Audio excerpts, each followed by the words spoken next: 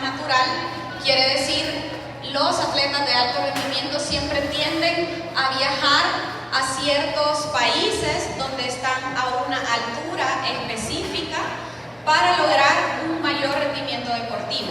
Nosotros aquí en El Salvador, ¿saben a cuánta altura estamos? En San Salvador. Estaremos a 1000, a 2000. 700. En San Salvador, por lo menos. En 700. Según Google, estamos a 800 metros sobre el nivel del mar. Entonces podemos decir que no estamos a una altura tan exigente como para mejorar un rendimiento deportivo. Entonces, estos atletas de alto rendimiento, que son países que le aportan mucho al rendimiento deportivo internacional y demás, tienden a irse a alturas muchísimo más superiores, entre los 2000, 3000 y 4000 metros.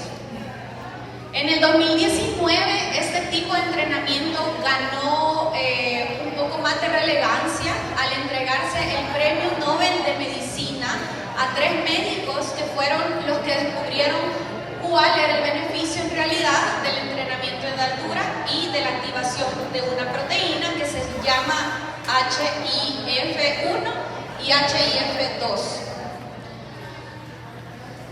Entonces, ¿qué es lo que vamos a hacer? Bueno, al estar un paciente en altura, obviamente tiene una menor disposición de oxígeno para respirar. ¿Alguien sabe cuánto porcentaje de oxígeno tenemos disponible en nuestro medio natural aquí? ¿Más o menos cuánto? ¿Cuánto respiramos nosotros? Entre un 20 y un 21%. Eso es lo normal que el cuerpo respira día a día. Pero ¿qué pasa si nosotros empezamos a disminuir ese porcentaje de altura o de oxígeno? El cuerpo necesita crear ciertas adaptaciones y ahí es donde viene este componente súper importante del HIF1 y HIF2. Ahora bien, ¿cuál va a ser la clave de este tipo de entrenamiento? La dosificación y personalización. Yo creo que más de alguno ha estado como familiarizado en las mascarillas de entrenamiento de hipoxia que normalmente se hacen en el deporte.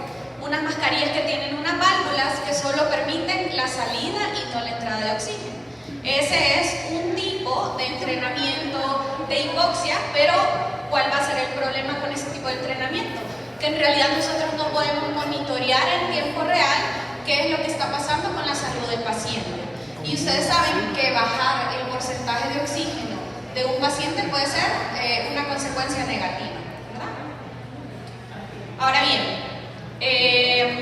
vamos a hablar sobre un antes, que es entonces HIF1 y HIF2. Esta es una imagen de lo que es la proteína. Es este factor inducible por hipoxia, así se llama, 1 y 2, necesitan coexistir los dos de manera conjunta para poder activar ciertas reacciones en el cuerpo.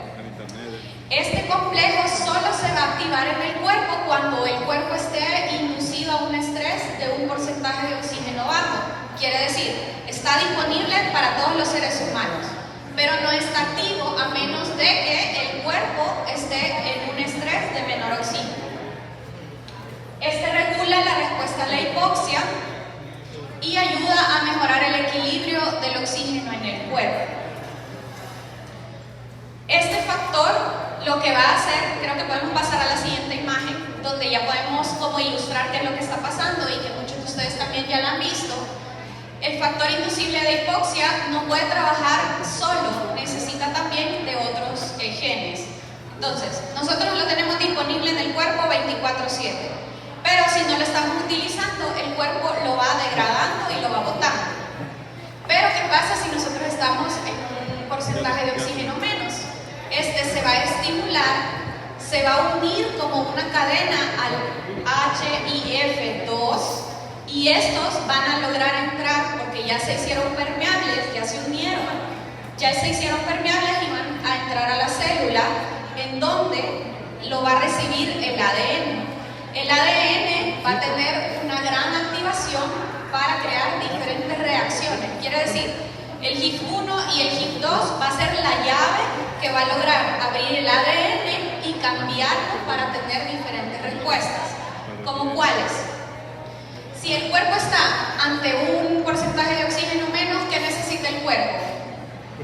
De cualquier manera se va a adaptar para que ese poquito de oxígeno que esté entrando se utilice de manera correcta y llegue a todos los tejidos, ¿verdad?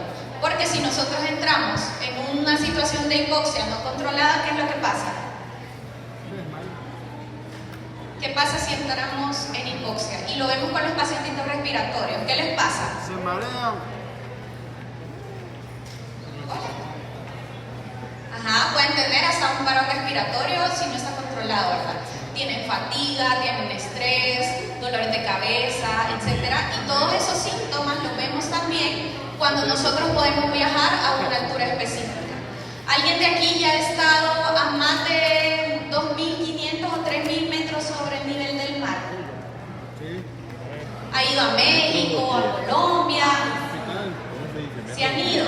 Los que han tenido oportunidad se han dado cuenta que pueden presentar algún tipo de cambios en su cuerpo.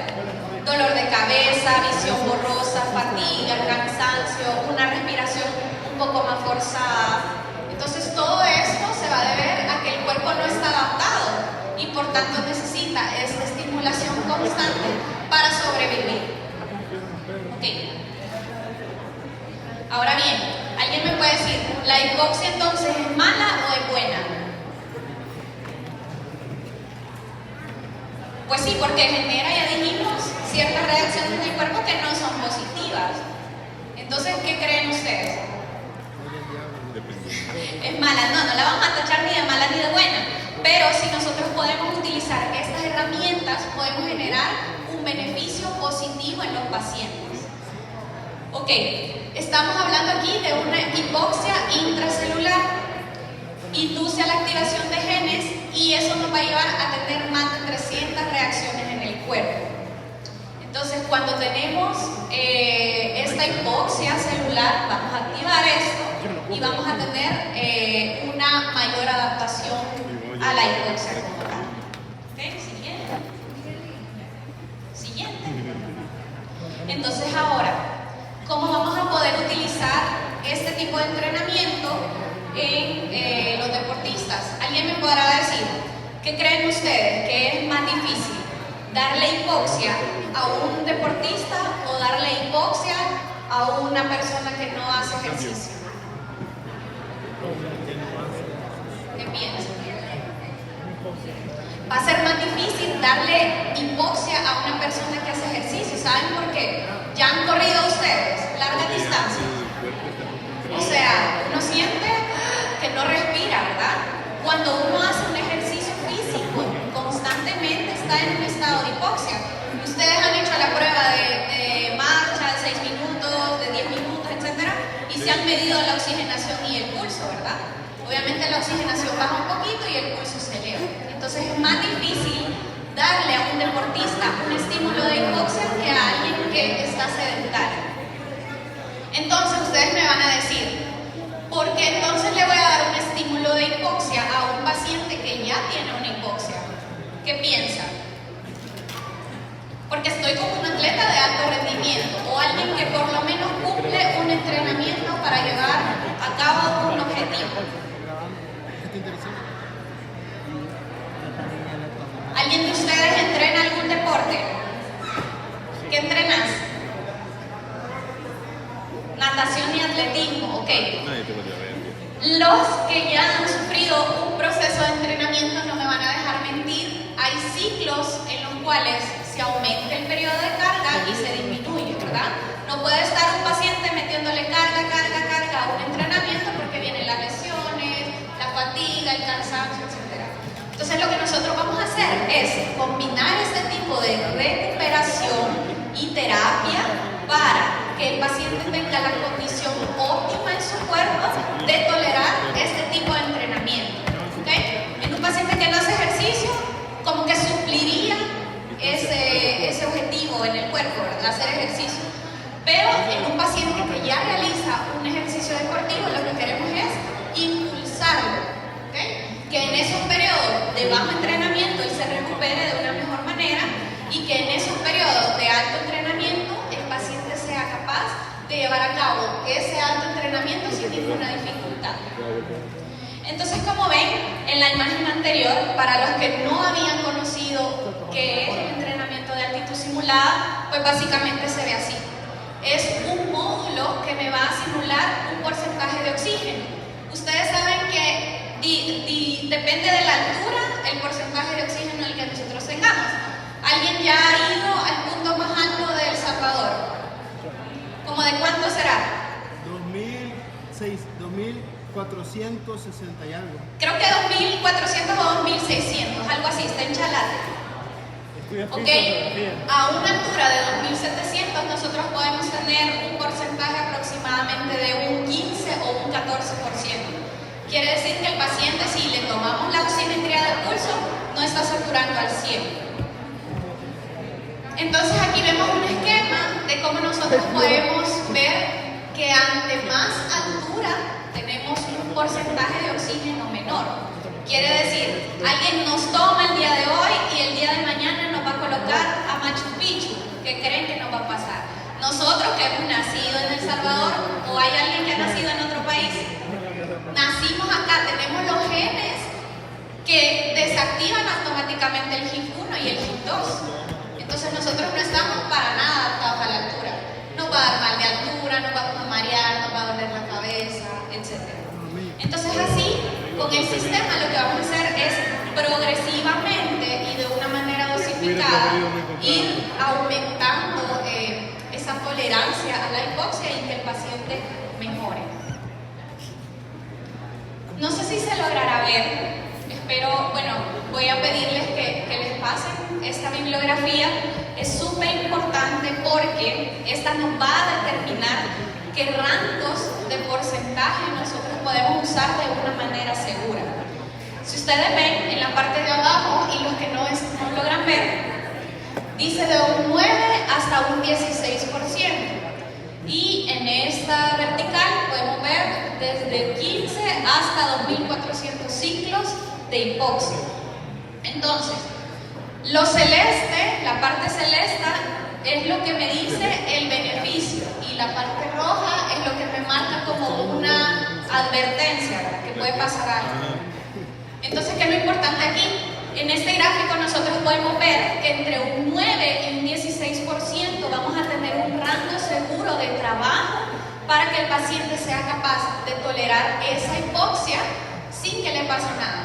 Porque si tenemos un paciente, que es lo que hemos visto en COVID, que está desaturando y está desaturando y está desaturando, sabemos que eso no tiene ningún beneficio para el cuerpo.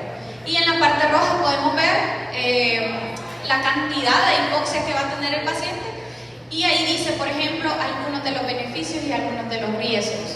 ¿Como cuáles pueden ser los beneficios? No sé si alguien logra ver, pero bueno, les voy a leer algunos. Suprime los factores inflamatorios del cuerpo. ¿Qué pacientitos podemos tener nosotros con inflamación? Casi que todo, ¿verdad? Es como el pan de cada día. Reduce en sangre la glucosa y el colesterol, la tolerancia a la glucosa y el colesterol. Reduce la presión, mejora la densidad ósea, promueve la pérdida de peso, reduce síntomas de depresión, mejora la función contráctil del miocardio, etc. ¿Y qué podemos tener en una hipoxia no controlada? Aumento de la presión sanguínea, arteriosclerosis, alteración de la memoria, inflamación sistémica, etc. ¿Alguien de ustedes ha visto en Netflix una serie que se llama Los 14-8000? Es una película, creo. ¿Alguien la ha visto? No. Entonces les dejo de tarea que la vayan a ver. Es una alpinista que se propone subir, ¿qué les dije?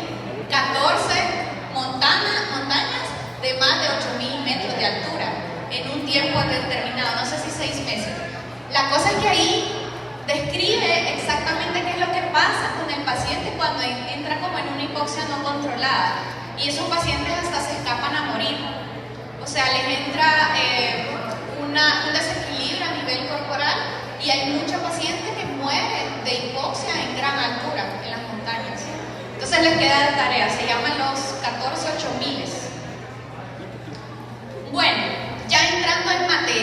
para que no se me duerman, vamos a ver procesos de la evaluación de fisioterapia que podríamos tomar en cuenta a la hora de evaluar a un paciente que quiera mejorar su rendimiento deportivo. La hipoxia intermitente no solo es para pacientes deportivos, se puede utilizar para trastornos de salud. Entonces, en la entrevista inicial, a nosotros nos interesa saber cuál es el objetivo del paciente. Estos van a ser aspectos que definitivamente todos nosotros tenemos que evaluar. Hola, hola. Gracias. Ok, dijimos, necesitamos saber cuál es el deporte del paciente, qué cantidad de entrenamiento hace al día y cuántos días entrena por semana, porque así nosotros vamos a poder ser capaces de dar un volumen mayor o un volumen menor de entrenamiento. ¿Qué disciplina es? Por ejemplo, tengo unos pacientes que son de triatlón. Triatlón entrenan 3 deportes al mismo tiempo. No va a ser lo mismo de un paciente que va a entrenar para hacer una maratón, que no es nada menos, pero solamente es un deporte. Entonces a mí me interesa saber todos estos aspectos del paciente. Y hay otros aspectos que también tenemos que tomar en cuenta, como por ejemplo, no son meramente del rendimiento deportivo, pero sí me van a ayudar a determinar la dosificación, como cuáles. Si un paciente atleta no duerme, ¿qué pasa? No rinde, ¿verdad? Si un paciente atleta no come, ¿qué pasa? No rinde, se lesiona, etc. Si un paciente atleta está estresado, ¿qué pasa? No se concentra, no hace bien su entrenamiento. Y luego podemos hacer algunos test específicos con los que nos podemos ayudar para tener como un parámetro y decir, este es el perfil de mi paciente, a pesar de que es un atleta de alto rendimiento, tiene un buen perfil físico y de salud, o definitivamente está descompensado y necesito actuar de manera multidisciplinaria. Y otros exámenes de laboratorio, por ejemplo, he puesto estos dos, hoy que es tan famoso que los pacientes hayan tenido COVID y pueden quedar con alguna secuela, como por ejemplo, ¿cuál? Fibrosis, por ejemplo, en una radiografía de tórax nosotros podemos determinar eso.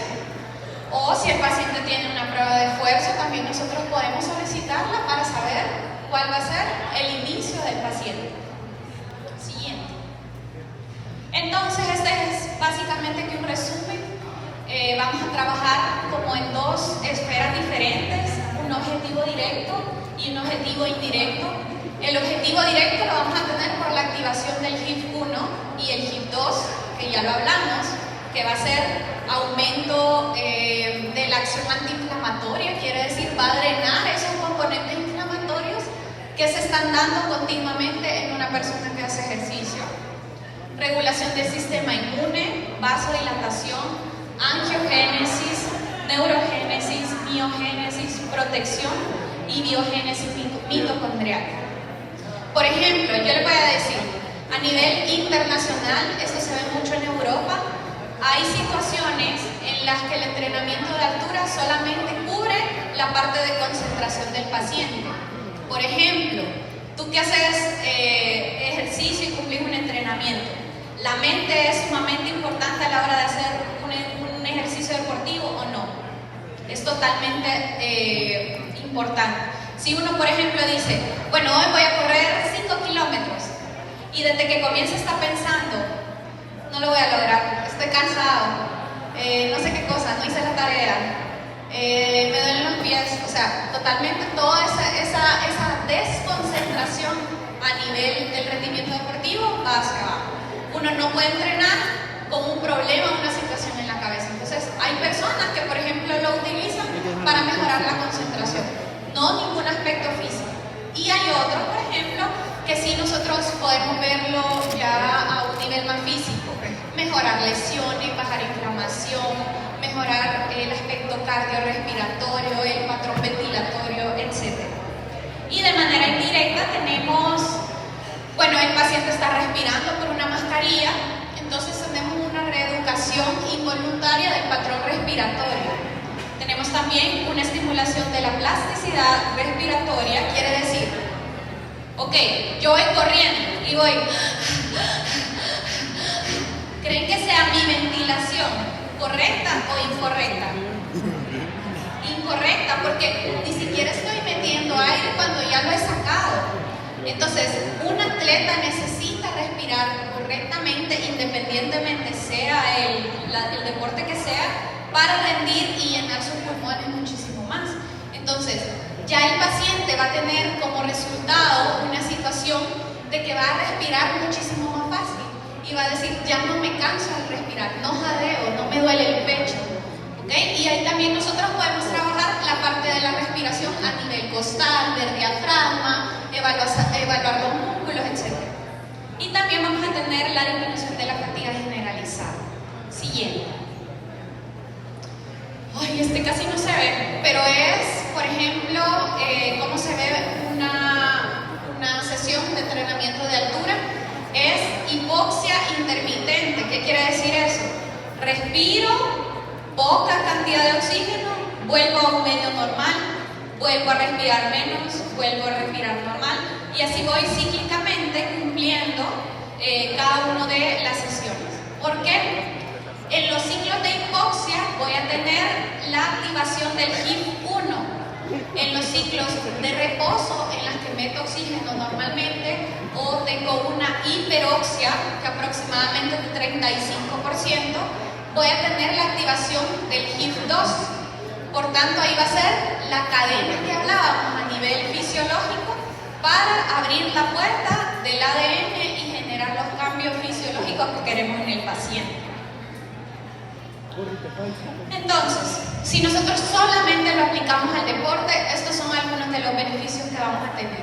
Pero en realidad vamos a dejar que el paciente nos lo cuente. Eso, la verdad es que da una gran satisfacción cuando el paciente empieza a decir qué es lo que va sintiendo conforme va pasando las sesiones, el entrenamiento y cumple por fin su objetivo, su meta.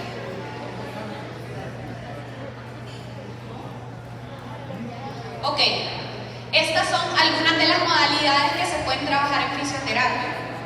Se puede trabajar, y lo más común es trabajar en reposo, el paciente sentado, respirando un porcentaje de oxígeno específico, y lo que a mí me gusta es ponerle un estímulo visual para que el paciente no altere su respiración.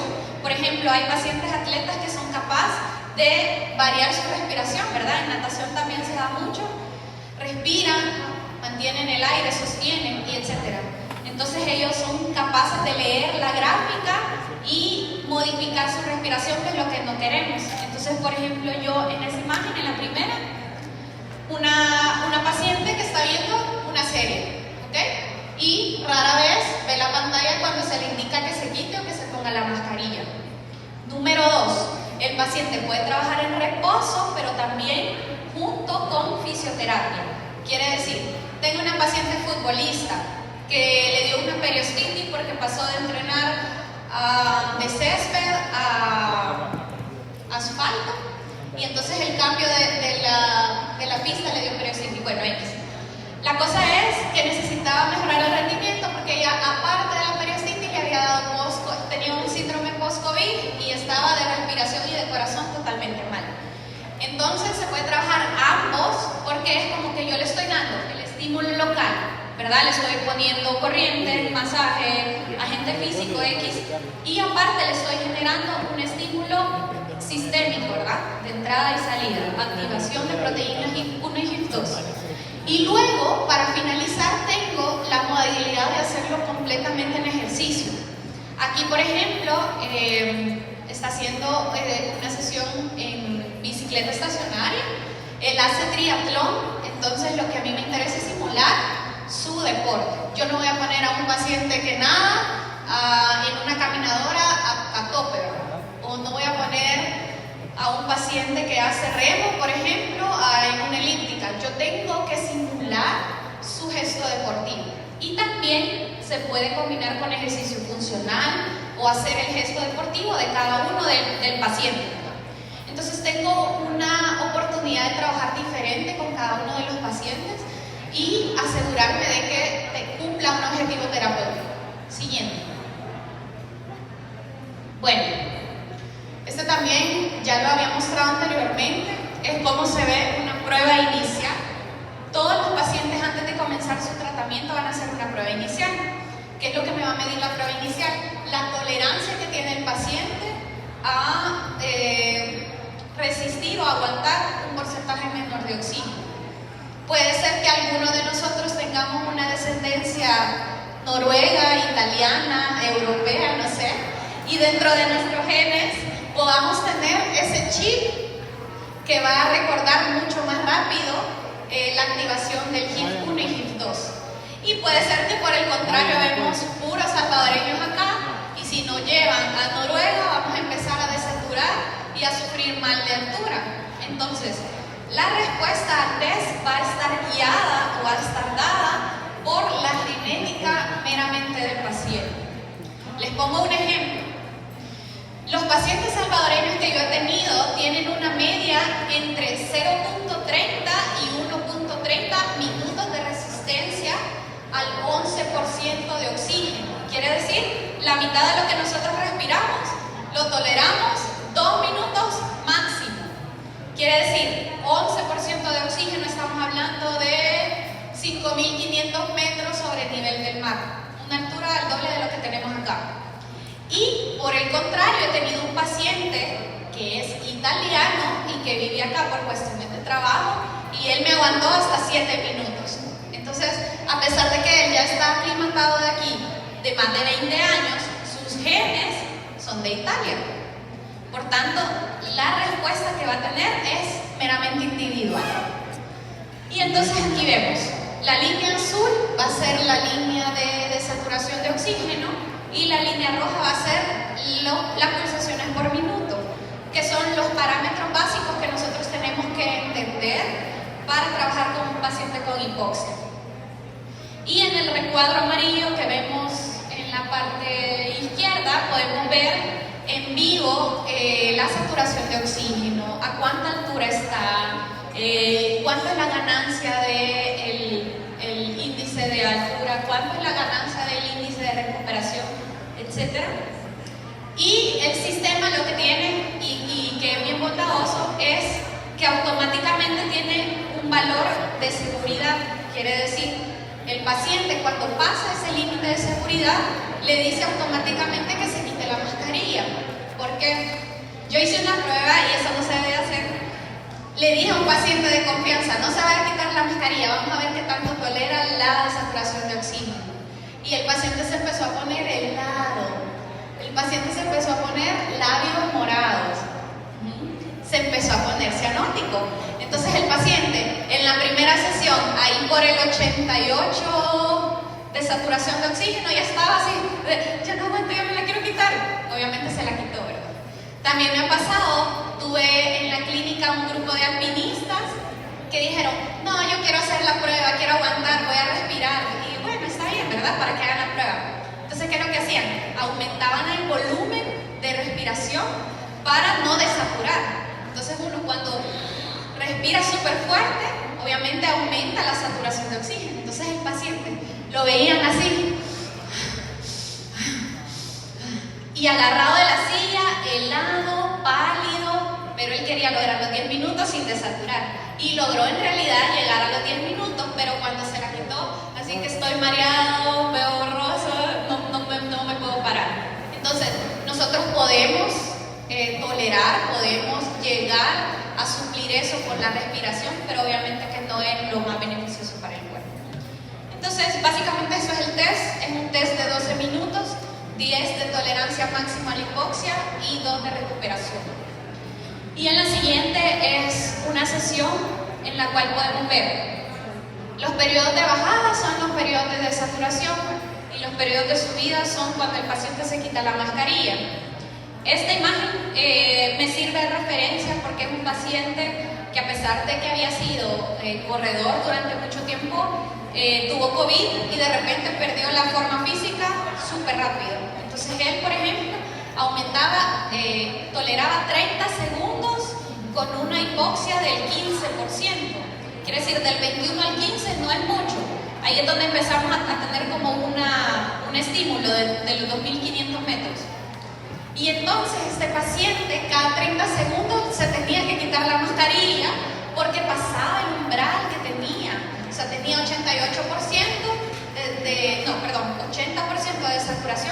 cada 30 segundos lo cumplían. Entonces el paciente se lo quitaba, y una sensación de fatiga, y una sensación de que me estoy ahogando, y así era. Conforme fue pasando el tiempo, el paciente mejoró esta tolerancia y en un ciclo corto de 3 minutos ya toleraba tener la mascarilla pues los 3 minutos cumplidos. En la siguiente diapositiva vamos a ver cómo el paciente desatura menos. Obviamente hay momentos en los que está cansado, se quita la mascarilla, pero es capaz de sostener en un ciclo la mascarilla completa. Siguiente. Bueno, yo les he puesto 3 casos de 3 pacientitos que justo esta primera semana de diciembre van a cumplir su objetivo. Y estoy súper contenta porque estos pacientes han sido bien constantes y bien comprometidos en su recuperación. Esta pacientita tiene 38 años, tiene 3 hijos, trabaja y comenzó a hacer ciclismo, pero luego se metió a otros retos complementarios, como por ejemplo medias maratones y maratones y bicicleta de montaña. Entonces con ella en realidad lo que queríamos trabajar no era el entrenamiento, porque el entrenamiento el entrenador se lo daba, ¿verdad? Sino que ella sentía demasiada fatiga. Imagínense, hacía en el día bicicleta y pesas, natación y pesas, corrida y pesas, bicicleta de montaña y pesas. Entonces es un entrenamiento sumamente duro. Entonces ella sentía que no podía respirar bien, el corazón en el reloj se lo marcaba súper altísimo, ya le habían mandado con el cardiólogo a evaluarse el corazón, porque ustedes saben que mantener un esfuerzo físico con el corazón arriba es súper complicado y no se puede hacer durante mucho tiempo porque es perjudicial. Entonces, bueno, ella me dijo, tengo 3 competencias duras a final de año, Maratón de Berlín, que fue, no recuerdo si fue en octubre o sí, fue la última o la penúltima semana de octubre. Para ese entonces ella ya llevaba 15 sesiones de carga con entrenamiento de altura. ¿Qué objetivos cumplimos con la Maratón de Berlín? ¿Alguien aquí ha hecho maratón? ¿Y saben cuánta distancia es un maratón? Son 42.195 kilómetros. ¿Saben cuánto tiempo una persona que ha entrenado regularmente se tarda en hacerla? 3 horas y media. 3 horas y media, alguien pro. Menos de 3 horas y media es increíble.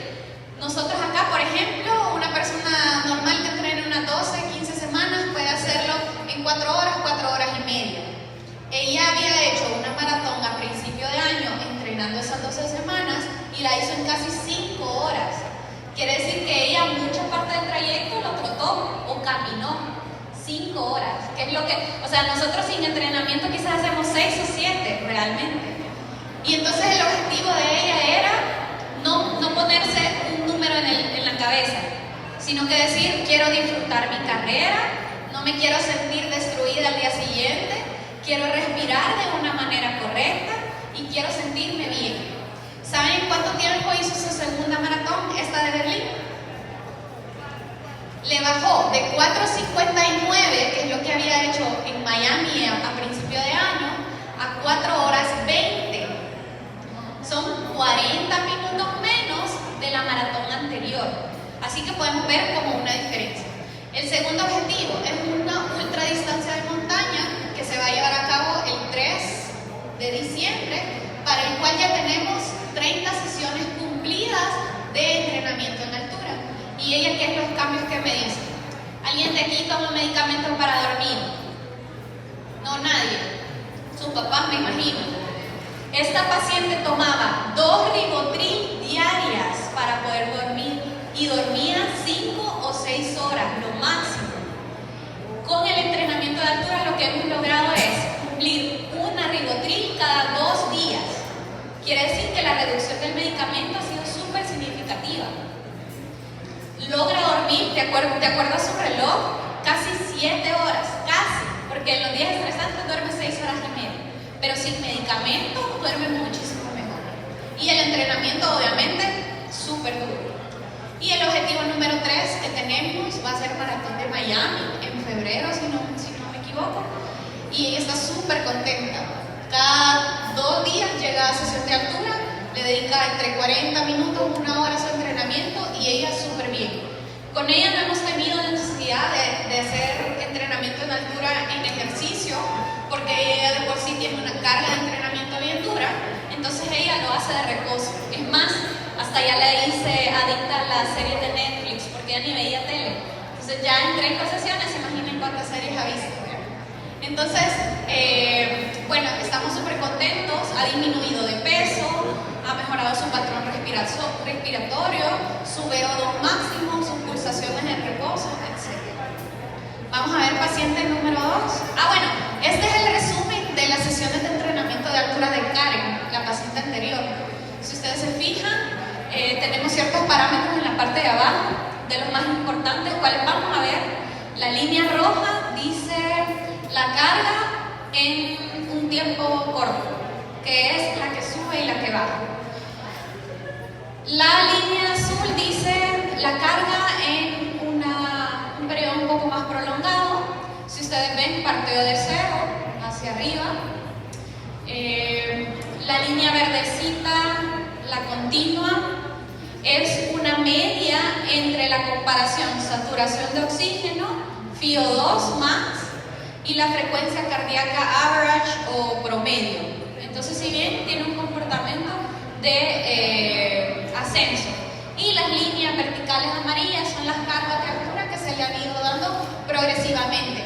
Este reporte lo pido yo al entrenador cuando el paciente ya va a cumplir un objetivo para ver resultados y medir en gráficas cuál ha sido la evolución de él. Luego tengo una paciente mayor de 49 años. Ella ha sido, no está joven, perdón.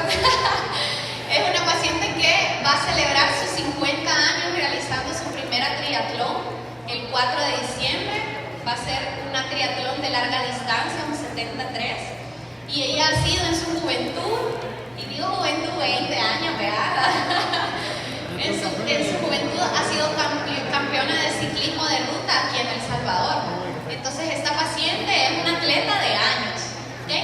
Con ella yo necesito un estímulo mucho más fuerte. Y entonces ella dijo, no, este año yo voy a entrenar para hacer triatlón porque así quiero celebrar mis 50 años. ¿Y qué pasó? Que ella venía de entrenar solo ciclismo y entrenaba 2-3 horas diarias, pero no es lo mismo entrenar 2 o 3 horas diarias a entrenar 3 deportes, 2 deportes todos los días. Entonces su carga se triplicó y ella llegó a un punto en que dijo, no, a mí me va a dar un ataque, o sea, estoy cargada, me duelen los músculos, no puedo respirar, etc. Y empezamos a trabajar en eso. Entonces, número 1, trabajamos la fatiga post-COVID que ella traía. Número 2, hace una semana hizo una triatlón olímpica para ver, digamos, cómo se sentía. Son, creo que 1000 metros nadando, 10 kilómetros corriendo y 90 en bici, algo así. O sea, son distancias, a pesar de que son olímpicas, son un poco más cortas que las normales. Y el objetivo 3, que es el principal, que será su media maratón, su medio Ironman, perdón, en Cartagena. ¿Qué logramos con esta paciente? 1, reducimos la fatiga al 100% según una escala de percepción que ella nos dio. Quiere decir, el paciente es el que nos va a ir diciendo cuáles son los cambios que ha notado. 2, a ella llegó un punto en el que su peso ya no bajaba. Llegó a un porcentaje de grasa que ya no disminuía por su metabolismo. Entonces esta paciente empezó a bajar y adivinen cuánto porcentaje de oxígeno, de grasa tiene esta paciente. Porcentaje de grasa. ¿Alguien sabe su porcentaje de grasa? Desgraciadamente sí. Ay, no. El mío es como 15. Imagínense, o sea, el de ella es como 11% de grasa. Y el promedio en el salvadoreño, ¿saben cuánto es? 30. 27.5. 27.5. Así que hay que hacer ejercicio. Y bueno, logramos acelerar su metabolismo para que ella pudiera perder peso. Esto no con el objetivo estético, sino que de rendimiento deportivo. Logramos detener también la aceleración que llevaba de estar haciendo 3 horas diferentes disciplinas, el músculo se consume, entonces bajamos eso. Logramos mantenerla más activa, más despierta, más alerta, logramos mejorar su sueño y obviamente pues su rendimiento. Vamos a ver la gráfica de ella. Esta es la gráfica de ella. Ella lleva, quiero ver, 25 sesiones, más o menos. Y de igual manera, ¿verdad? Ha tenido picos, porque como ella ha tenido 2 competencias, ha tenido picos de carga y picos de recuperación o de disminución. Igual podemos ver la línea ascendente, que es la línea que nos va marcando la tendencia del aumento del VO2+, PO2+, frecuencia cardíaca, la tolerancia al ejercicio, etc. Y demás parámetros. Vale, ya voy a terminar. Este es mi paciente número 3. Estas son experiencias que a mí me gusta contarlas porque ya en un par de días ellos van a cumplir sus objetivos y me permite ver atrás y decir qué cosas hemos mejorado y qué cosas no. Bueno, este paciente tiene 38 años, tiene más de 10 años de actividad física intermitente. ¿Por qué le pongo intermitente? Porque hay años que ha hecho competencia, hay años que ha bajado su rendimiento, comenzó corriendo, después haciendo triatlón, etc. Y entonces con él cumplimos 2 objetivos. Uno, él se comenzó a preparar un año atrás para la competencia que va a tener ahora en diciembre. Pero ¿qué pasó? Que en el entrenamiento se fracturó. Y entonces imagínense ustedes, 4 meses antes de su competencia, fracturarse, un profesional nos podría decir, mejor que no compita, ¿verdad? Pero gracias a Dios pues la fractura no fue complicada, se trabajaron agentes físicos para mejorar la recuperación de la fractura y al mismo tiempo el paciente siguió haciendo su entrenamiento, que es una de las cosas beneficiosas que podemos tener con el entrenamiento. Los atletas en nuestro país tienden a lesionarse increíblemente. O sea, medio respiran, se lesionan, medio caminan, se doblan el tobillo. O sea, es una situación tremenda. ¿Y qué pasa cuando un paciente se lesiona?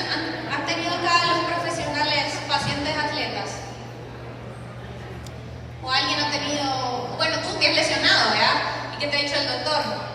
Reposo. No se mueva. Deje de hacer su entrenamiento físico 12 semanas. Imagínense para un atleta, parar 12 semanas es una cosa increíble. Entonces lo que hicimos fue duplicarle el estímulo para consolidación de fractura y al mismo tiempo que no perdiera su entrenamiento. Las cargas de altitud eran súper fuertes, el paciente entrenaba al 11% de porcentaje de oxígeno para no perder la resistencia cardiorrespiratoria que tenía. Y vamos a ver, y se logró recuperar súper bien. Ahorita ya está corriendo, y a bicicleta, y a natación. Y el último gráfico, para terminar, esta es la cantidad de sesiones que ha hecho. O sea, imagínense, más de un año en sesiones, ¿verdad? Constantes, preparándose. Ha mejorado, han habido picos de mejoría y picos de descenso. Y la eficiencia cardiorrespiratoria la podemos ver de 6 meses hacia acá, que son los puntitos morados. Y si ustedes ven, obviamente si pudiéramos tener un parámetro de una persona sedentaria o que no hace ejercicio, ni siquiera veríamos los puntitos morados. Entonces, bueno, esa es pues el resumen, espero que les haya gustado. En realidad es una alternativa que nosotros tenemos a disposición para optimizar nuestras terapias y trabajar de una manera diferente y completamente nueva a nuestros pacientes. Así que bueno, muchas gracias. Les dejo ¿Hay preguntas? Bueno, les dejo mi correo también por si tienen dudas. Qué bello. Y yo hablando rápido, en 15 minutos tenemos. Vaya, pero vamos a tener preguntas, si no yo les voy a preguntar a ustedes. ¿Alguien tiene dudas o preguntas? No. Sí. Decime. Ahí hay un micrófono. Sí, mencionó que algo sobre una periostitis y el entrenamiento de hipoxia. Ajá. Más o menos, ¿en qué va encaminado la rehabilitación para esa patología? No escuché muy bien. ¿Cómo se toma la rehabilitación en esa patología con la hipoxia? Vaya. Nosotros en el entrenamiento de altura hay diferentes bonos o tipos de sesiones. Por ejemplo, hay un bono de simulación de altura que me va a ayudar solo a dormir o a mejorar el sueño. Hay un bono que me ayuda a tratar lesiones, que es el de fisioterapia. Hay un bono que se llama irrigación periférica, que es el que me ayuda a mejorar la circulación. Por ejemplo, tuve un paciente con leucemia en el que usamos este protocolo y nos fue súper bien para aumentar la síntesis de glóbulos rojos.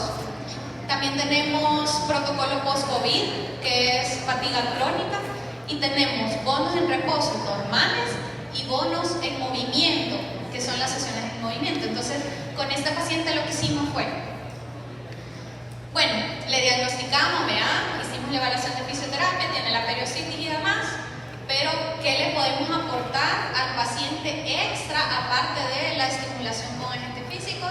Estimularle localmente todo el beneficio que tenemos con el entrenamiento de altitud simulada. ¿Cuál es este? El bono de lesión me permite estimular angiogénesis, eritropoiesis, que es la estimulación de los glóbulos rojos para tener como una mayor carga de glóbulos rojos a nivel sistémico, disminuir el proceso inflamatorio o disminuir o controlar estos agentes inflamatorios que son los que me tenían como estresados o tenían en la parte de la lesión, para que hicieran como un conjunto de actuar y así la recuperación fuera más fácil. Yo a esta paciente le di 3 sesiones, o sea, 3 sesiones para su periostitis y nada más. Y la periostitis, bueno, no sé si conocen a alguien que haya tenido periostitis, es súper difícil. O sea, el paciente no quiere parar o no puede parar y tiene que estar corriendo, tiene que hacer su ejercicio y etcétera, y es un dolor súper intenso. Entonces, 3 sesiones para ella fue significativo, porque estaba comenzando su periodo de partidos. Imagínate, ella es de FA femenino. Entonces me decía, no puedo parar, ya estoy fregada de la fatiga crónica del COVID, más esta periostitis, o sea, es súper complementario. Y entonces ahí es donde unimos las 2 modalidades, en la cual está respirando y no tiene nada que ver con la periostitis, y estamos trabajando manualmente o localmente con agentes físicos en la zona. Gracias. ¿Hay alguna otra pregunta? ¿O duda? Miren, hay muchas cosas en realidad, aquí tenemos hay muchas cosas en realidad, pero para los que estemos en el taller el día de mañana, les aseguro que van a sentir el efecto de la altitud simulada y es súper bonita, la experiencia es súper bonita. Bueno, usted habló acerca de que la genética influía bastante acerca de la activación de... ¡Ay, no entiendo! Bueno, no escucho, no sé por qué no escucho. Ok, vale, ¿ahora sí? Sí. Usted habló acerca de que la genética influyó bastante acerca de la activación del HIF1 y HIF2. Ok, ¿cuál podría ser el indicativo principal con el que podríamos decir en este paciente se logró con éxito la activación del HIF1 y HIF2? Ok, cada cierto tiempo, aproximadamente 5 o 8 sesiones, se va evaluando qué tanta es la tolerancia que tiene el paciente a la hipoxia. Si el paciente tiene buena tolerancia, es que tiene buena activación de HIF1 y HIF2.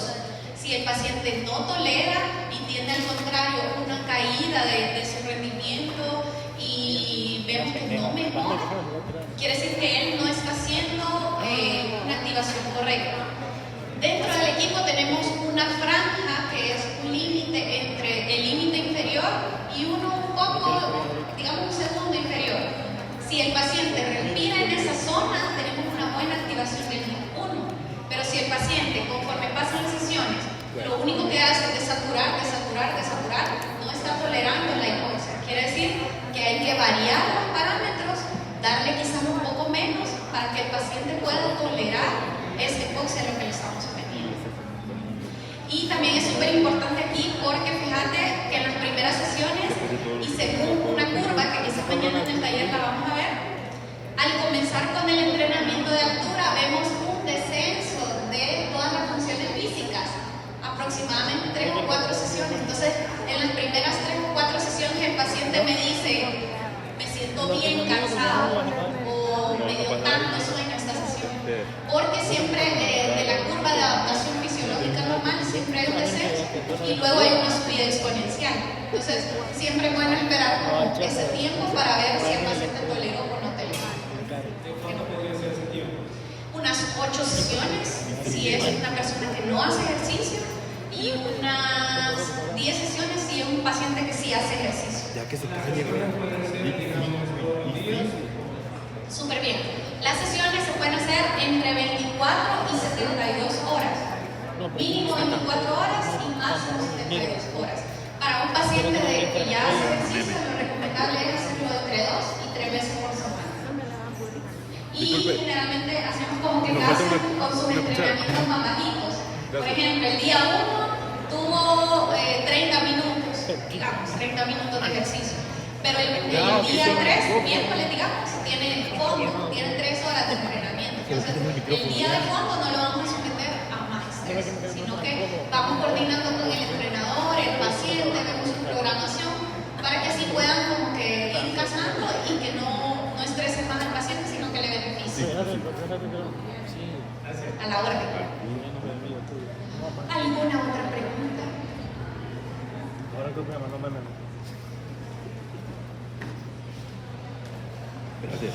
Ahí hay.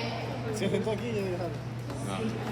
¿Cuál sería el tratamiento para una persona que no hace ningún tipo de ejercicio físico y tiene fibrosis pulmonar? Ok, para la fibrosis pulmonar es súper importante que estemos de la mano con el médico, porque ustedes saben que la fibrosis pulmonar es como una adherencia que se produce en el pulmón, y el pulmón es un tejido que expande y se acorta, digamos, ¿verdad? Entonces, ¿qué pasaría, por ejemplo? Una situación, se me rompe la camisa y yo le hago un gran surcido con un hilo que no es elástico. ¿Qué pasa si yo quiero volver a estirar esa camisa? Va a haber un punto en el que me va a generar como un punto de estrés y puede romperse. Entonces, debo de saber qué tan comprometido está el paciente, qué tanta fibrosis tiene, y consultar siempre con el médico si está indicada aumentar el volumen de oxigenación y ponerlo a un estrés de una saturación de oxígeno menor para que él pueda hacer sus sesiones. Entonces, tuve un paciente fumador con fibrosis, pero era aislada, o sea, tenía un puntito, ¿verdad? Como nubecita. Este paciente, o sea, evolucionó súper bien, pero siempre estaba en contacto con su cardiólogo y su, ¿cómo se llama? Neumólogo. Entonces, siempre se puede hacer el trabajo conjunto, pero dependiendo del tipo de fibrosis del paciente y si su condición lo permite. Porque acordate que mientras uno desatura, el corazón se eleva. Si tú estás respirando menos, el corazón va a trabajar más, para que tú puedas llevar más oxígeno a tu cuerpo. Entonces, es un conjunto de corazón y pulmones, un jueguito de corazón y pulmones que hay que tener en cuenta a la hora de trabajar a un paciente. Además de monitorear los signos vitales y demás. Y en post-pandemia actualmente se trabaja con secuelas de COVID. Fíjate que sí y no. Hay pacientitos que tienen secuelas o tienen síndrome de fatiga prolongada, pero ya me llegan tarde. Por ejemplo, me dicen, a mí me dio en enero y he pasado hasta ahorita con un gran dolor de pecho y el doctor dice que no tengo nada, me duele respirar, no puedo salir a caminar con mi perrito. O sea, ya lo tienen tan largo que el paciente ya lo quiere reconocer como normal. Entonces, ya en ese momento en el que ustedes saben que si algo altera las actividades de la vida diaria, ya es algo en lo que nosotros podemos trabajar. Entonces, sí me llegan algunos que por prevención dicen, bueno, a mí hace un mes me dio COVID, ya tengo prueba negativa, me siento un poco fatigada y por prevención quiero trabajar esta parte. Pero llegan otros pacientes con este síndrome, ¿verdad? Que ya es un poco más tardado. Entonces, los pacientes agudos van a evolucionar mucho más rápido que los pacientes crónicos. Pero sí, hay bastantes personas con síndrome de fatiga crónica post-COVID. A la orden.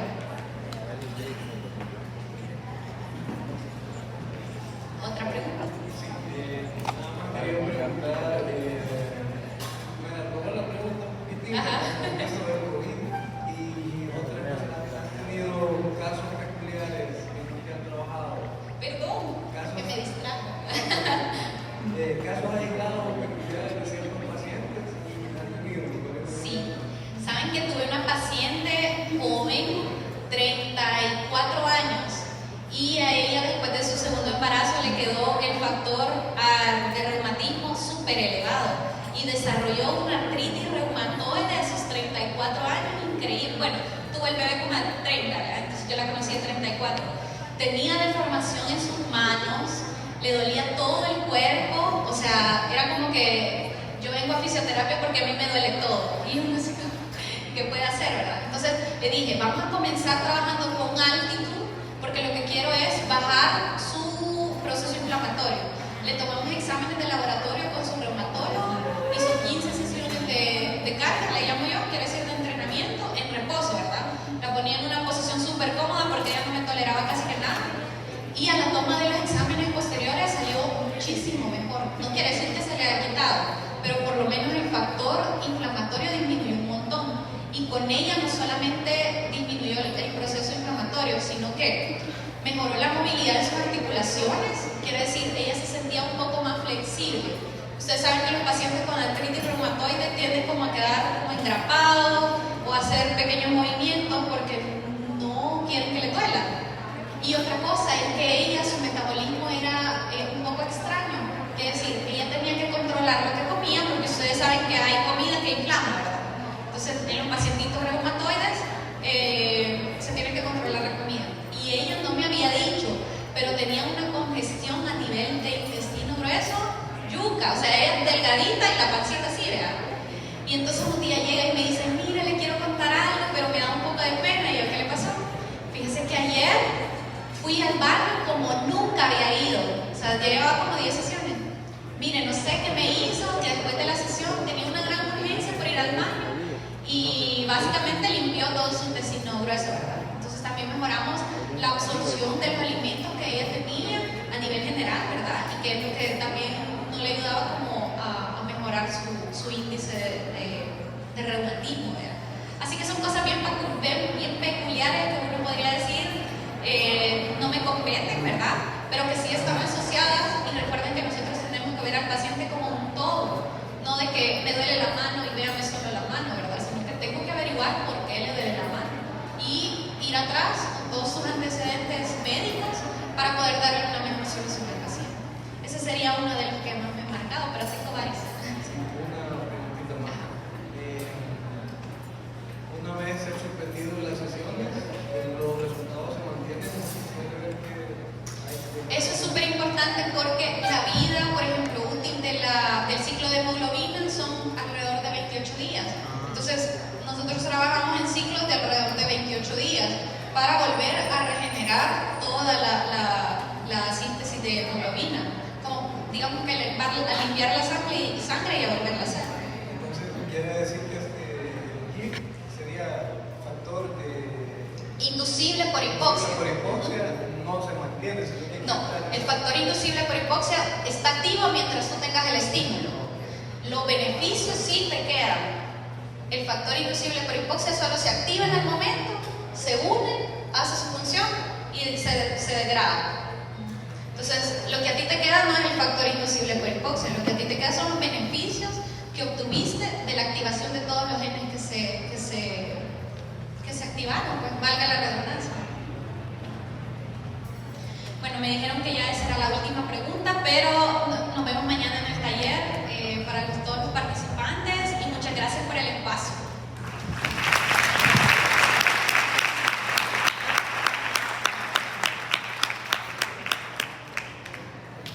Agradecemos a la licenciada por su presentación y vamos a otorgarle el presente diploma a la licenciada María José Martínez por su valiosa y destacada participación en la ponencia Hipoxia intermitente en el rendimiento deportivo.